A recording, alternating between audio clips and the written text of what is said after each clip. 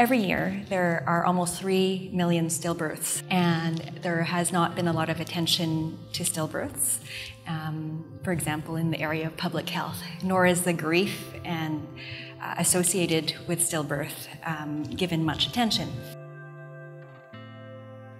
So I worked with a group of parents from an organization called Still Life Canada, Stillbirth and Neonatal Death Education, Research and Support Society, to look at the issue of stillbirth bereavement. So I engaged the parents in a community-based participatory research study to collect the stories and look at the experiences of people of families in British Columbia, because in British Columbia and in Canada specifically, there is a lack of stillbirth-specific research, unlike what is happening in all over the world. So the parents were really one of the key motivators. So the parents as patients were kind of the key motivators in conducting the study. So what we did was look at the gaps in care and supports and tried to find out what their recommendations were for improving supports for other families.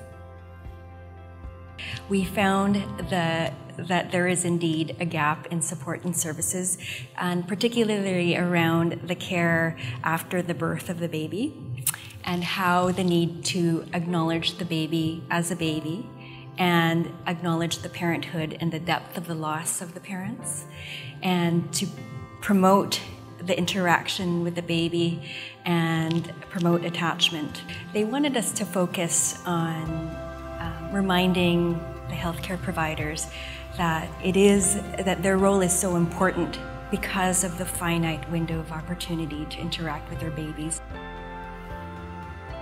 We've been able to bring that message to not only frontline healthcare providers, but policymakers who are now interested in collaborating.